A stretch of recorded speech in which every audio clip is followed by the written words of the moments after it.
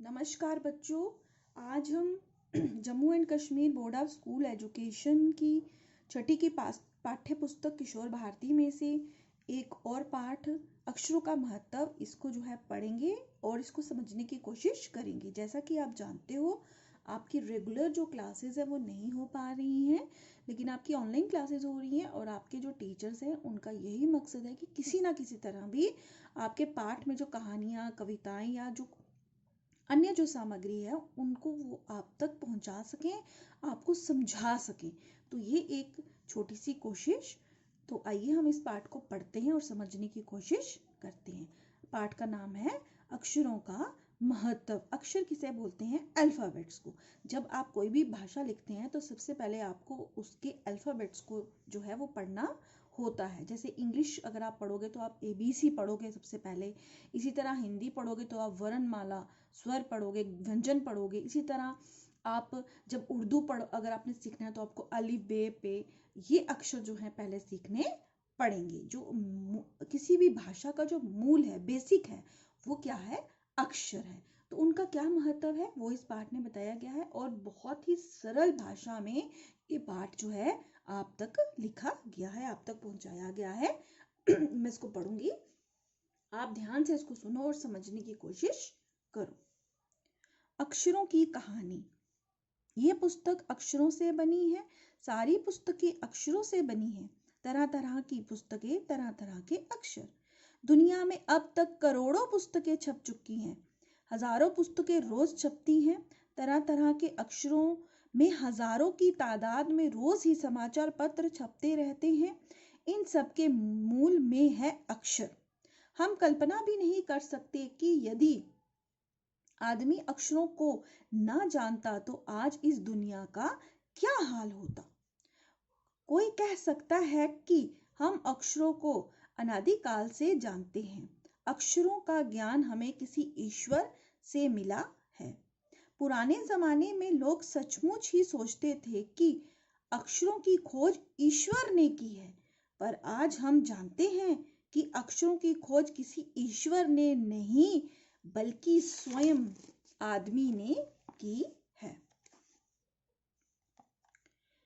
अब तो हम ये भी जानते हैं कि किन अक्षरों की खोज किसी देश में किस समय हुई।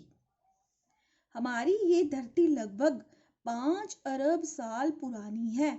2-3 अरब साल तक इस धरती पर किसी प्रकार के जीव जंतु नहीं थे। फिर करोड़ों साल तक केवल जानवरों और वनस्पतियों का ही इस धरती पर राज रहा। लेखक कहते हैं कि अक्षर जो हैं वो हर जो चीज़ आपकी किताबें जो हैं, करोड़ों किताबें छपती हैं, करोड़ों जो किताबें आपकी छपती हैं उसका जो मूल है वो अक्षर है, बेसिक जो है वो अक्षर है। और अक्षरों के बगैर इस दुनिया का क्या शेप होती, क्या शक्ल होती, उसको समझ पाना भी बहुत ही कठिन है। क्योंकि अक्षरों से ही हम जो हैं, हम इंसान जो है अपने मन के भाव जो हैं वो दूसरों तक पहुंचाने में हम सक्षम हुए हैं। हम कोई भी अपनी बात का आदान प्रदान जो है वो अक्षरों के जरिए ही करते हैं। अक्षरों से ही शब्द बनते हैं, उन शब्द के जरिए ही हम अपने भाव जो हैं आगे तक पहुंचाते हैं। और किसी भी तरह का जो ज्ञान है वो अक्षरों के बगैर संभव नहीं है। तो आगे लेखक ये भी मानते हैं कि जो पहले लोग थे वो कई बार ये मानते थे कि अक्षर जो है वो हमें ईश्वर से प्राप्त हुए हैं, जबकि बाद में जब इंसान को धीरे धीरे ये चीज़ का, आदमी को एहसास हुआ कि नहीं, ऐसा नहीं है, वो ये चीज़ को मान गया या उसको इस चीज़ का ज्ञान हुआ कि अक्षर जो है उसकी खोज जो है वो आदमी ने स्वयं की है। आगे लेखक कहते हैं कि धरती तो 5 अरब साल पुरानी जो है वो मानी जाती है और 2-3 अरब साल तक तो इस धरती पे ऐसा माना जाता है कोई भी जीव जंतु नहीं थे। जीव जंतु मतलब लिविंग थिंग, कोई भी जीवन नहीं था। और फिर करोड़ों साल तक तो सिर्फ जो थे यहाँ पे जानवर और वनस्पतियां हो गई, पेड़ पौधे, उनका ही राज इस धरती पर रहा। अब आगे, आदमी ने इस धरती पर कोई 5 लाख साल पहले जन्म लिया। धीरे धीरे उसका विकास हुआ। कोई 10,000 साल पहले आदमी ने गांवों को बसाना शुरू किया। वह खेती करने लगा।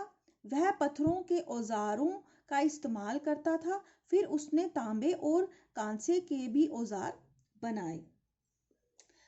प्रागैतिहासिक मानव ने सबसे पहले चित्रों के जरिए अपने भाव व्यक्त किए, जैसे पशुओं, पक्षियों, आदमियों आदि के चित्र। इन चित्र संकेतों से बाद में भाव संकेत अस्तित्व में आए, जैसे एक छोटा वृत्त के चहुं ओर किरणों की घातक रेखाएं खींचने पर वह सूर्य का चित्र बन जाता था। बाद में यही चित्र ताप या धूप का द्योतक बन गया। इस तरह अनेक भाव संकेत अस्तित्व में आए। जी हाँ, इस पैरा को थोड़ा सा आप समझ लो। लेखक कहते हैं कि प्रागैतिहासिक जो मानव था, प्रागैतिहासिक हो गया प्री हिस्टोरिकल हम किसे कहते हैं? देखो, इतिहास जो है, एक तो प्री हिस्ट्री उस हिस्ट्री को माना जाता है जिसकी हमारे पास कोई रिटन रिकॉर्ड नहीं है, तो उसको माना जाता है प्री हिस्ट्री। हिस्ट्री से पहले, तो हिस्ट्री जो इतिहास वहीं से माना जाता है किसी भी काल का जहां से उस देश का रिटन रिकॉर्ड या उसका कोई लिखित जो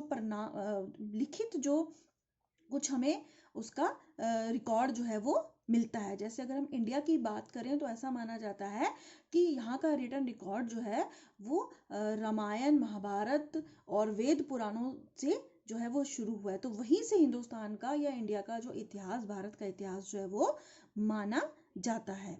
उससे पहले यहाँ पे क्या हुआ उसका कोई अभी तक रिटन रिकॉर्ड नहीं है कि कौन रहा, कैसे रहा, या कोई रहा भी या नहीं रहा। तो उससे पहले जो है रिटन रिकॉर्ड ना होने के कारण हम इंडिया का जो इतिहास है वहीं से मानते हैं जहाँ से हमें उसके रिटन रिकॉर्ड जो है वो मिले हैं। इसी तरह से हर देश के साथ ऐसा ही होता है, ऐसा ही माना जाता है। तो इतिहास का अर्थ ये है कोई वहाँ का रिटन रिकॉर्ड मिलना। तो जो हमारा प्रागैतिक इतिहास है, मानव है, वो प्री हिस्ट्री यानी कि जिसको हम आदि मानव कहते हैं, या जिसको हम जंगल में रहने वाला इंसान मानते हैं, जो जंगली जानवरों के साथ रहता था और उसको अभी सभ्यता का कुछ भी मालूम नहीं था, ये उस काल की बात कर रहे हैं। तो उस काल में क्या था कि सबसे पहले चित्र संकेत जो थे वो अस्तित्व में आए।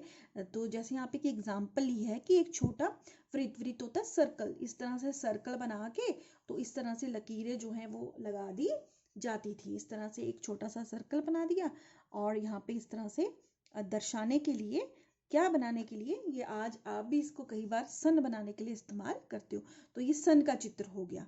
तो इसी तरह से फिर इसी को भाव के रूप में भी इस्तेमाल जो है वो किया जाने लगा, जैसे ताप, धूप। तो उसके भी ये क्या बन गए, उसके भी संकेत, भाव संकेत जो है वो उसको भी दर्शाने के लिए इस चित्र का इस्तेमाल होने लगा। जैसे अगर वो बताना चाहते थे कि भाई मुझे धूप लग रही है, या यहाँ पे धूप पड़ रही है, या कुछ और बात, तो वो इस चित्र को बना के दूसरे तक अपने मन के भाव दूसरे तक पहुंचा दिया करते थे। आगे देखते हैं। तब जाके काफी बाद में आदमी ने अक्षरों की खोज की। अक्षरों की खोज के सिलसिले को शुरू हुए मुश्किल से 6,000 साल हुए हैं, केवल 6,000 साल। अक्षरों की खोज के साथ एक नए युग की शुरुआत हुई। हाँ, बिल्कुल सही कि अक्षरों के साथ एक नए युग की शुरुआत हुई, क्योंकि उसके बाद ही लोग जो थे वो लिखना शुरू किया कि हम कैसे रहते हैं, कैसे खाते हैं, क्या खाते हैं, हमारा पहनावा क्या है। तो आज हम वो हिस्ट्री जो है पढ़ सकते हैं, वो उनके रिकॉर्ड्स को हम पढ़ के वो आज हमें एज ए हिस्ट्री, इतिहास जो हम पढ़ते हैं वो हमें वहीं से प्राप्त हुआ है। आदमी अपने विचारों और अपने हिसाब किताब को लिख कर रखने लगा। तब से मानव को सभ्य कहा जाने लगा। उसके बाद ही मानव को क्या कहा जाने लगा? सभ्य, कल्चर्ड। आदमी ने जब से लिखना शुरू किया तब से इतिहास आरंभ हुआ। जैसे मैंने अभी आपको बताया, जब से लिखना शुरू किया उसी के बाद को हिस्ट्री माना जाता है किसी भी काल की, किसी भी देश की, किसी भी कौम, बहुत इंपॉर्टेंट लाइन्स है, आप इसको अंडरलाइन कर दीजिए। किसी भी कौम या देश का इतिहास तब से शुरू होता है जब से आदमी के लिखे हुए लेख मिलने लग जाते हैं। इसी प्रकार इतिहास को शुरू हुए मुश्किल से 6000 साल हुए हैं। उससे पहले के काल को प्रागैतिहासिक काल यानी इतिहास के पहले का काल कहते हैं। यही बात मैंने आपको भी समझाई कि इतिहास वहीं से माना जाता है जहां से किसी देश के लिखे हुए कोई हमें दस्तावेज, कोई लिखित रूप में कोई रिकॉर्ड जब हमें मिलना शुरू हो जाते हैं तो वहीं से हम उसकी हिस्ट्री को मानना शुरू करते हैं। आगे देखते हैं। अतः हम देखते हैं कि यदि आदमी अक्षरों की खोज नहीं करता तो आज हम इतिहास को ना जान पाते। हम ये ना जान पाते कि पिछले कुछ हजार सालों पहले में आदमी किस प्रकार रहता था, क्या क्या सोचता था, कौन कौन राजा हुए इत्यादि। अक्षरों की खोज मनुष्य की सबसे बड़ी खोज है। अक्षरों की खोज करने के बाद ही मनुष्य अपने विचारों को लिख कर रखने लगा। इस प्रकार एक पीढ़ी के ज्ञान का इस्तेमाल दूसरी पीढ़ी करने लगी। अक्षरों की खोज करने के बाद पिछले 6000 सालों में मानव जाति का तेजी से विकास हुआ। ये महत्व है अक्षरों का और उनसे बनी हुई लिपियों का। अतः हम सबको अक्षरों की कहानी मालूम होनी चाहिए। आज जिन अक्षरों को हम पढ़ते या लिखते हैं वह कब बनाए गए, कहाँ बने और किसने बनाए, ये जानना जरूरी है। तो लेखक क्या कहते हैं कि हम जो अक्षर पढ़ रहे हैं उनके बारे में हमें पता होना चाहिए। और अगर अक्षरों के बारे में हमें नहीं मालूम होता तो आज हम इतना विकास नहीं कर सकते थे। क्यों? क्योंकि एक पीढ़ी का जो ज्ञान है, जो नॉलेज है, वो दूसरी पीढ़ी तक कैसे पहुंची? उन अक्षरों की मदद से ही पहुंची।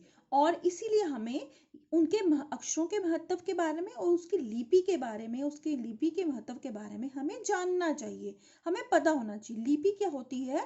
किसी भी भाषा की डिफरेंट स्क्रिप्ट होती है और उसी स्क्रिप्ट से डिफरेंट भाषाएं जो है वो निकलती हैं।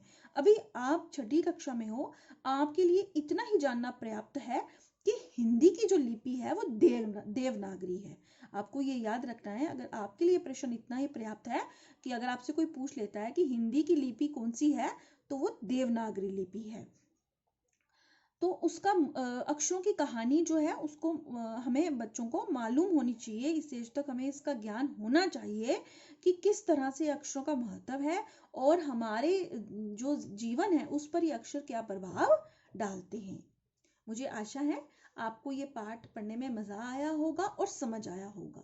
इस पाठ के जो लेखक हैं वो हैं गुणाकर मूले। गुणाकर मूले जी हमारे भारत के ही प्रसिद्ध लेखक थे। मूल रूप से ये जो थे मराठी में लिखते थे, लेकिन उन्होंने हिंदी में भी कई लेख लिखे हैं। उनमें से ये भी एक है अक्षरों का महत्व।